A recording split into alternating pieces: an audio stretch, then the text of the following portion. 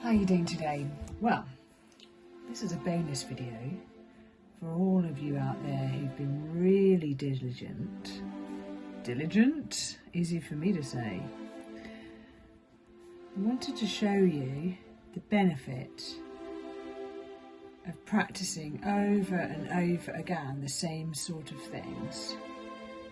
And this really fits with my mindful approach of what I'm trying to impart to you about calligraphy. It's not all on through the hand and the paper. It's not all about the pen that you use. It's very much about applying yourself and practice and repetition. And if you really are in the moment and you're just doing the same things, after a while they just become easier. So it's a bit like if you learnt how to drive. When you first set out to remember the order everything's in and where the pedals are and the handbrake thing and the mirror thing and how to pass your test and things like that.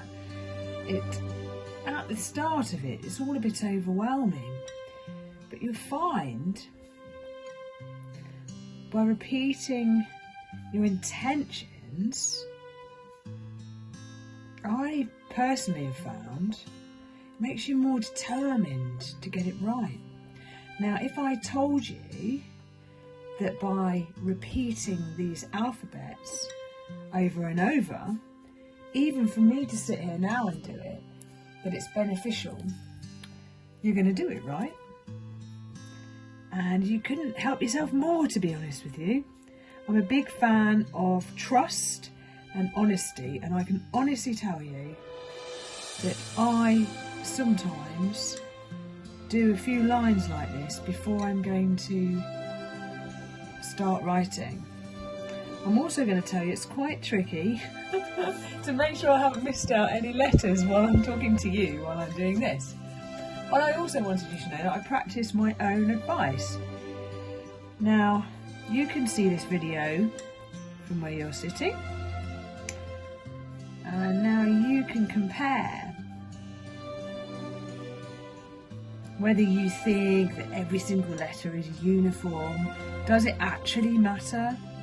Does it matter that I just did my X a little bit different from when I did it there? Not really. You'll notice, and I'm going to do a video on this, that I'm crossing my T's, and if I've forgotten the kicking K, I'm doing that, and I'm dotting my I's. You know, they always say about crossing your T's and dotting the I's. I personally find that doing that at the end of a piece of writing is the best way of doing that, but we'll come back to that. So, much like old-fashioned schooling, where they got you to do lines to remember something that they felt that you should really have a good old think about, well, this is a similar thing, but without the stern undertones. So look at these here.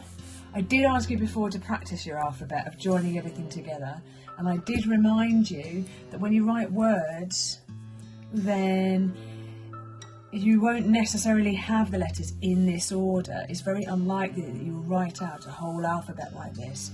But by just having, the reason that I ask you to join the 26 letters together is because then your brain has the ability to remember the order of the letters. So if you are over the age of 6, I guess, I'd have to be corrected on that maybe, you'll know the order of the letters in the alphabet. So it makes perfect sense that we'll use that set of letters to practice. Also, I'm hoping that I'm really encouraging you to be mindful.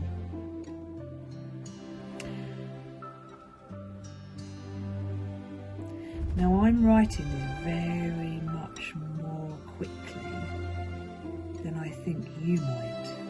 It doesn't matter. You go at your own pace.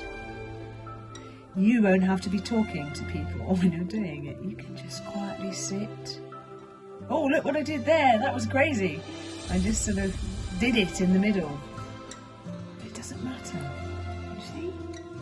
But what does matter is that you've got the mind to want to be producing something that looks nice. And of course, in our minds, seeing something fairly uniform and habit that we recognise can be really reassuring for us as humans.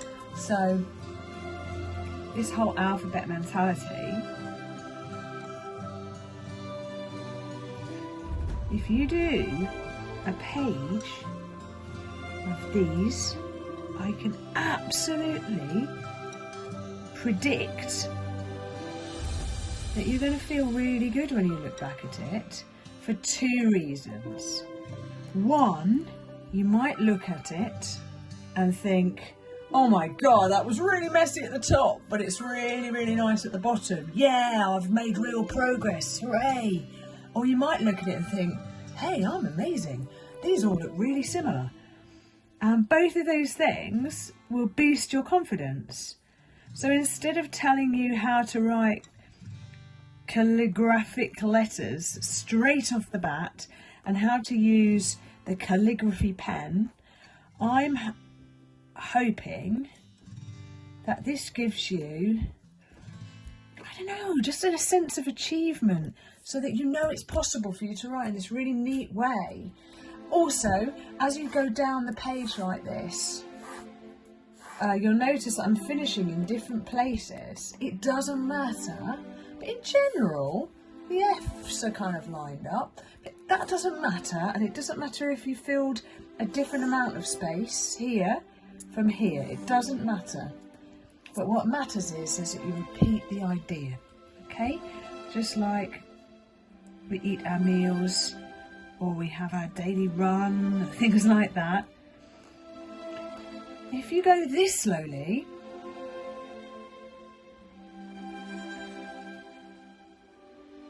that's good too, because you're really putting some thought into it. By the time you're through some more of these tutorials, this will be second nature. You won't have to think about it. You'll just do it. So, I'm going to do one more. Okay. I'm just going to do a different Z at the end because I've done different Zs here. As we move on with our video tutorials, we're going to be talking about all kinds of things: flourishes, loops, ups and downs, and then when we get the pen out with the varying pressures that we're going to use, that's when the thick and the thin lines will start to come into play. For now, you just want to thread it together, just like they're starting to weave together a fabric. There's a different Z there if you prefer that one. Also, when you're doing the T's, you can go like this if you want as well. Okay, so that's just to show you that I've done the homework that I set you, and I really hope that you get some benefit out of it and that you start to feel like you're crafting some really beautiful loops and ups and downs, despite the ups and downs of learning it. So join me next time for my next video, and we'll do some more to get you even better. Bye for now.